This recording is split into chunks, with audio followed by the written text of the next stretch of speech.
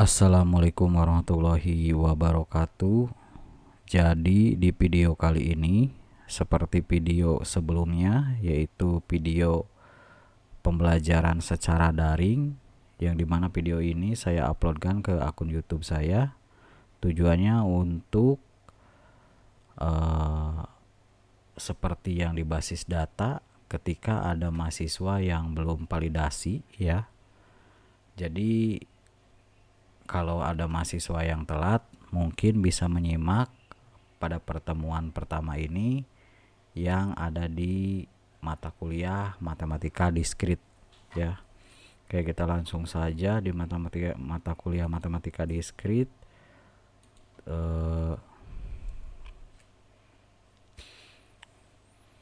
Yang ngebahas tentang logika ya. Walaupun seputar logika, di logika matematika juga mengajar tentang logika, tapi di dunia logika matematika mungkin lebih ke arah logmatnya saja secara khusus, nggak terlalu banyak secara matematis. Tapi di matematika diskrit terus lebih dalam lagi pembahasan tentang matematika. Seperti yang kalian ketahui bahwa induk dari matematika diskrit itu sudah jelas matematika. Di dalamnya matematika juga ada logika matematika, terus ada kalkulus, terus ada apalagi ya, aljabar linier, terus ada yang lebih ke fisikanya mungkin. Jadi cabang ilmu matematikanya cukup banyak. Terus untuk apa sih manfaatnya kita belajar tentang matematika? Manfaat dari matematika ini, kita tetap mengasah logika kita, supaya kita lebih terasah logika kita, supaya lebih mantap logika kita, maka dalam hal pengerjaan eksekusi sebuah program juga akan lebih mudah biasanya. Oke, kita lanjutkan. Dan ini adalah sistem perkuliahan dan penilaian. Aturan saya sebagai dosen pengampunya. Pertama, untuk tugas itu di kisaran 20%, UTS itu 20%, UAS itu 20%, dan absensi 20%. Tapi yang utama juga untuk menilai nilai tambahan, yaitu attitude 20% ya. Jadi kalau nilai kalian attitude-nya jelek, absensinya jelek, UTS-nya bagus, UAS-nya bagus, tugasnya jelek, pasti nilainya akan jelek. Walaupun tugasnya bagus, UTS-nya bagus, UAS-nya bagus, absensi jelek, attitude jelek, itu juga tetap akan jelek.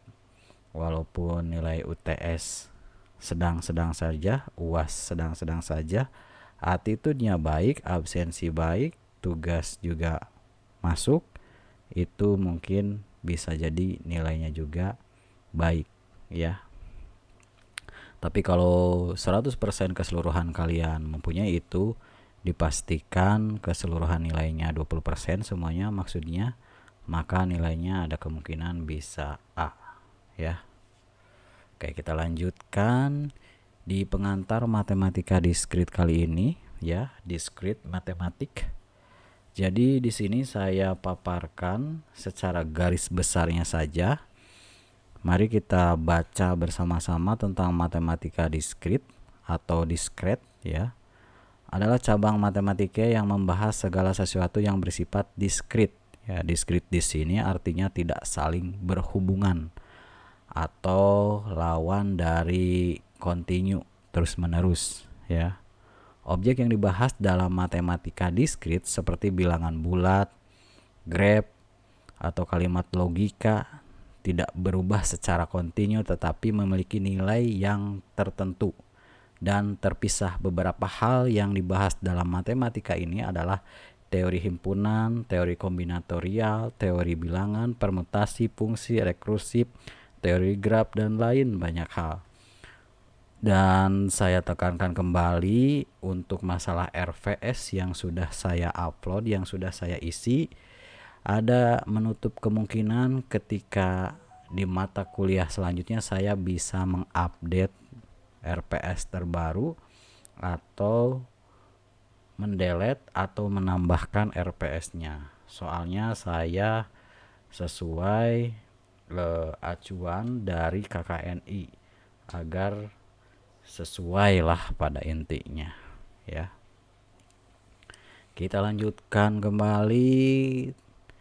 Adapun tema ataupun topik yang akan dibahas dalam matematika diskrit ini secara garis besar ya, secara garis besarnya saja. Tema ini ada yang nantinya saya keluarkan, ada yang nantinya saya keep saja, tidak saya jelaskan. Hanya di dalam matematika diskrit cangkupannya adalah seperti adanya logika, adanya teori himpunan, adanya tentang metrik, ada relasi dan fungsi. Ini hampir persis seperti aljabar, linier dan metrik ya yang kemarin, tapi mungkin ada konsep yang sedikit berbeda tentang matematika diskrit ini. Terus ada induksi matematika, terus ada algoritma atau algoritme, terus ada teori bilangan bulat, terus ada barisan dan deret, ada teori graf dan ring, ada aljabar boolean, kombinatorial, teori peluang diskrit, fungsi pembangkit, analisis recursion, teori graf, kompleksitas algoritma, terus ada otomata, teori bahasa formal, dan banyak lagi. Kalau di dunia matematika diskrit itu banyak lagi tentang update-update seputar matematika diskrit ya. Sekali lagi, tidak menutup kemungkinan nanti pas di perjalanan perkuliahan saya bisa mengupdate mata kuliah terbaru, bukan mata kuliah terbaru, tapi akan mengupdate tema matematika diskrit terbaru, bisa saja seperti itu ya. Tidak menjadi acokan patokan di RPS, tapi RPS hanya menjelaskan secara garis besarnya saja. Oke, kita lanjutkan. Seperti yang kalian ketahui, kita review lagi lah tentang pembahasan tentang logika dan aljabar yang kemarin ya. Jadi logika itu merupakan dasar dari semua penalaran, reasoning. Penalaran didasarkan pada hubungan antara pernyataan atau statement ya, sebuah statement. Pernyataan itu adalah sebuah statement. Logika, kalau kita berbicara logika, ketika kita masuk ke sebuah lapangan sepak bola, ketika kita melihat dari sudut pandang yang berbeda, ketika kita melihat orang yang mengoper bola di arah yang lain, bisa saja kita melihat bentuk rupa dari orang itu lebih dekat, tapi kalau kita pindah di sudut yang lain, bisa saja melihat orang itu tidak begitu jelas untuk dilihat. Itu adalah logika secara melihat pancaran dari objek ya. Dan logika itu setiap orang akan mengaplikasikan atau mengartikan sebuah logika itu kadangkala di pola pikirnya akan berbeda ketika melihat sebuah objek, kecuali logika yang didasari atas matematik. Logika yang didasari atas matematik seperti contohnya 1 ditambah 1 sama dengan 2 itu kan pasti setiap orang akan beranggapan sama pemahamannya. Tapi ketika kita melihat sebuah objek logika di kehidupan kita sehari-hari, atau melihat sebuah mobil, atau melihat sebuah seorang manusia, saya yakin setiap orang ada pemahaman logikanya yang berbeda tentang penilaian atau pernyataan kepada objek tersebut ya. Sampai sini cukup paham, tapi kalau kalian ada yang ingin di-sharingkan, ada yang ingin bertanya, silahkan kalian komentar di bawah video ini ya, komentar. Terus kalau di logika matematika itu ada ya yang namanya proposisi ya. Kalau di logika matematika, dan di matematika diskrit pula, proposisi itu dibahas atau diulas, direview sedikit. Jadi saya review sedikit bahwa proposisi itu adalah pernyataan atau kalimat deklaratif yang bernilai benar, true, atau salah, false, tetapi tidak keduanya. Jadi proposisi itu ya sebuah pernyataan atau kalimat ya. Bisa saja kalimat itu bernilai benar dan bisa saja kalimat itu bernilai salah. Oke, kita lanjutkan. Di sini ada sebuah kuis ya.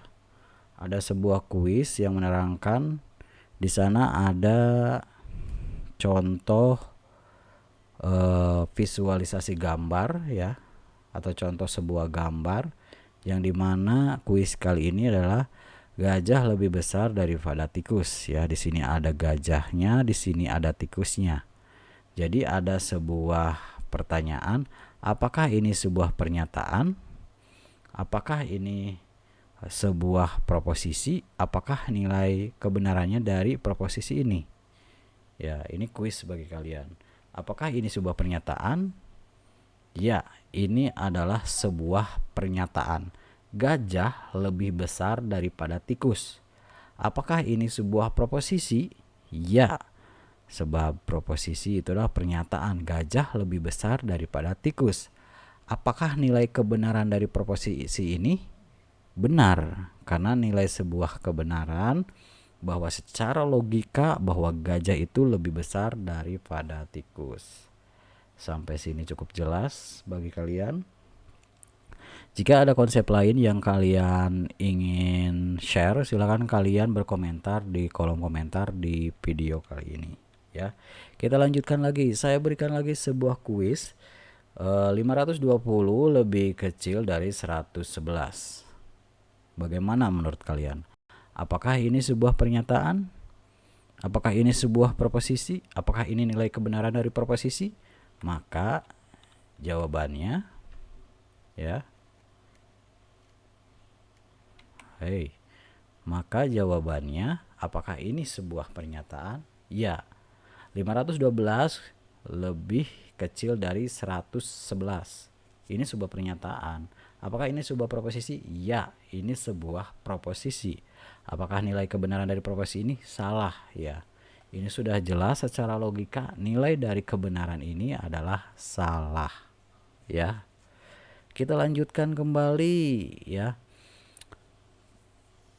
Y ya, Y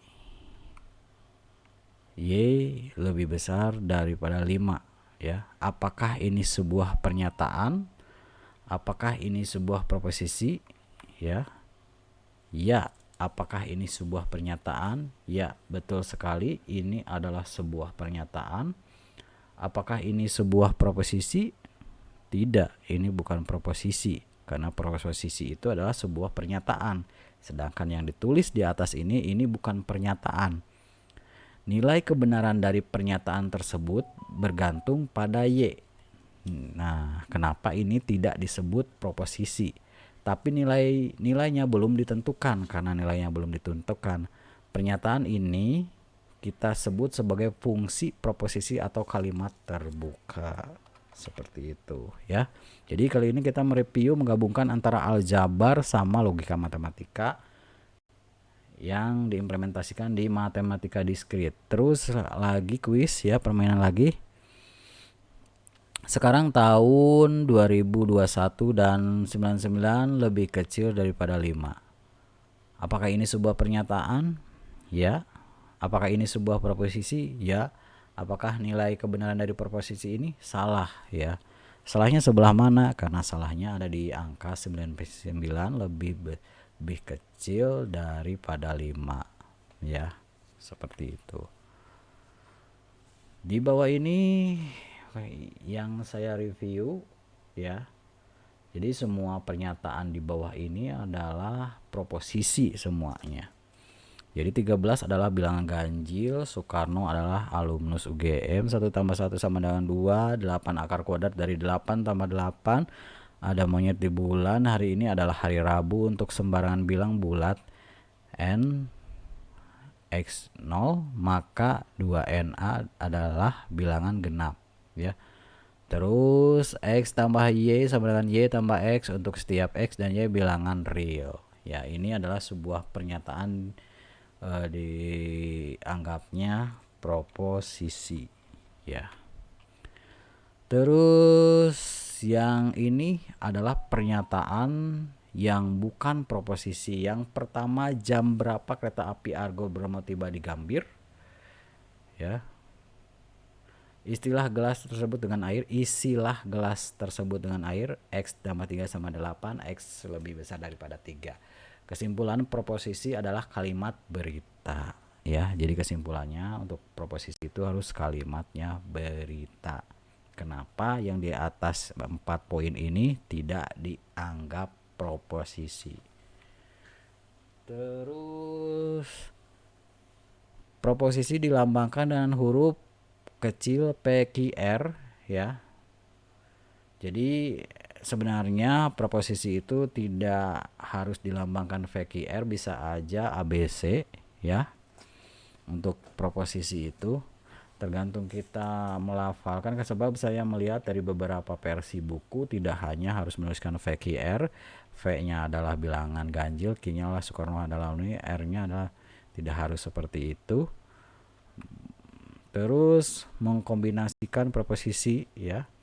Jadi kemarin juga pernah disinggung tentang kombinasi proposisi, misalkan P dan Q adalah proposisi, konjungsi V dan Q, notasi V dan Q ya. Jadi seperti itu. Kalau disjungsi P atau Q ya, jadi maksudnya yang ini itu, yang ini adalah diartikan ya, diartikan. Kalau konjungsi itu kalimatnya dengan kata hubung dan, kalau disjungsi itu dengan atau, kalau negasi itu negation itu atau ingkaran itu dengan tidak ya. Ya seperti yang kalian ketahui bahwa negasi itu adalah kebalikan dari ya. Jadi kalau kalian saya tidak makan, maka kebalikannya saya makan. Saya makan, maka kebalikannya saya tidak makan. Seperti itulah yang kemarin pernah dibahas. P dan Q disebut proposisi atomik, itu memang benar, kemarin juga sudah pernah dibahas. Kombinasi V dan Q menghasilkan proposisi majemuk atau compound proposition ya.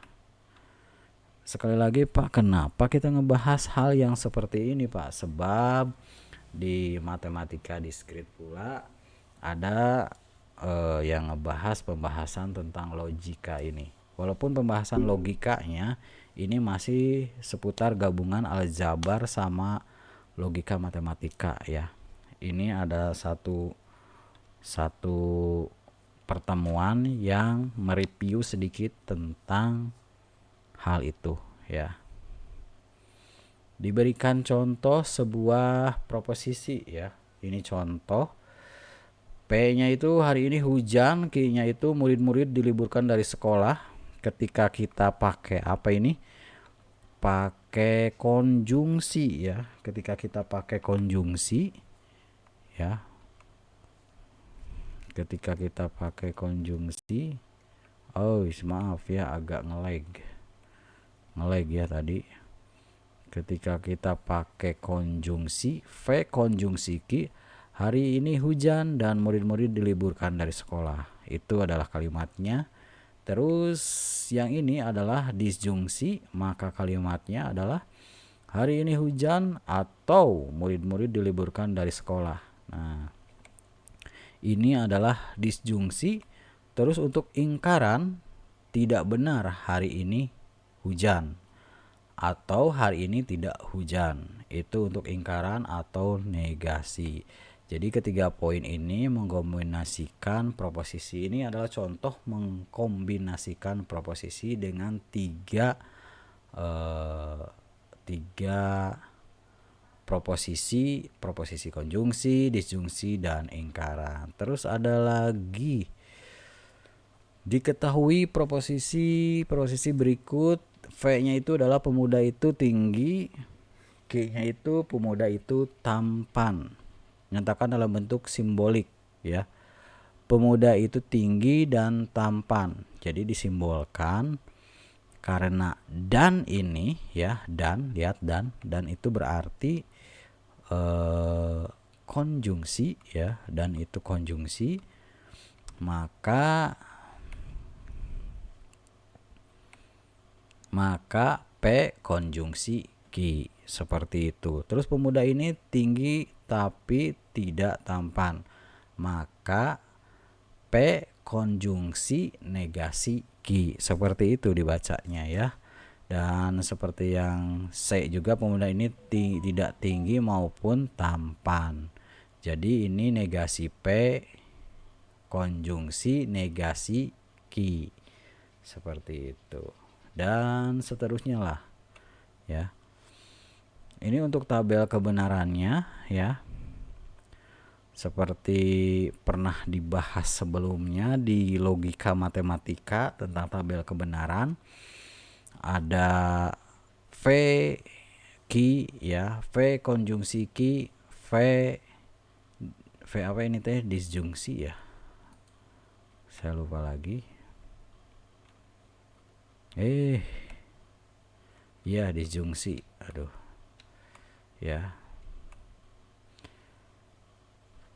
V negasi V konjungsi ki, V disjungsi ki, V negasi ki ya.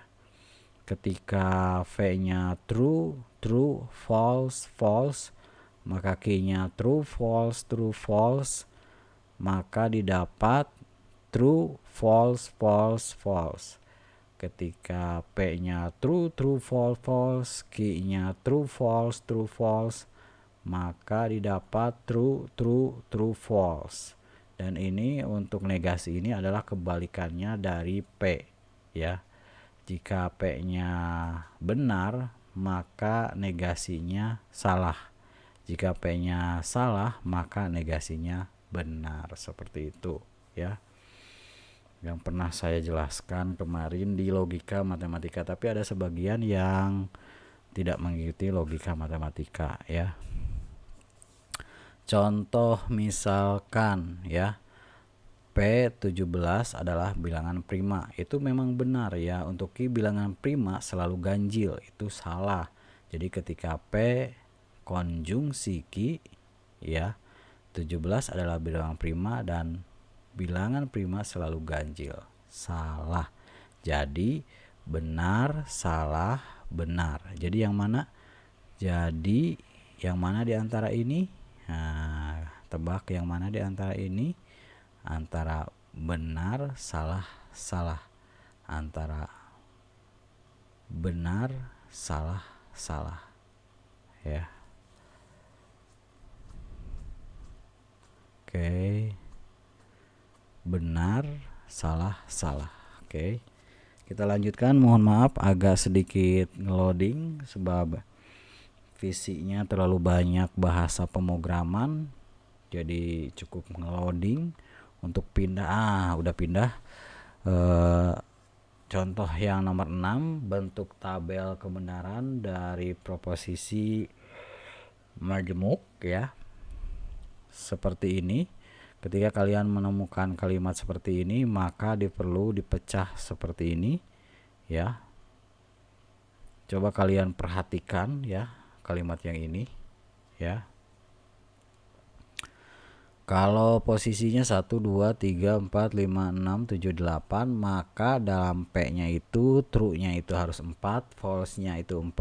Dan untuk masalah Q-nya itu harus true, true, false, false, true, true, false, false ya. Untuk R-nya itu true, false, true,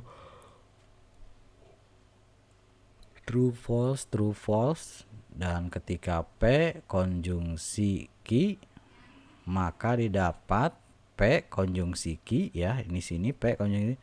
Jika benar dengan benar, maka hasilnya benar. Jadi yang ini, maka hasilnya ini ya. Dan untuk yang ini kebalikan dari yang ini ya. Itu pada intinya ya. Terus negasi Q konjungsi R. Jadi yang ini, hasil yang ini disjungsi apa ini teh, konjungsi atau apa ya ya, dari sini ke R yang ini, dan ini adalah keseluruhan yang ini ditambahin dengan yang ini, maka hasilnya ini, seperti itu ya. Semoga cukup jelas. Kalau kalian kurang jelas silahkan komentar di kolom komentar di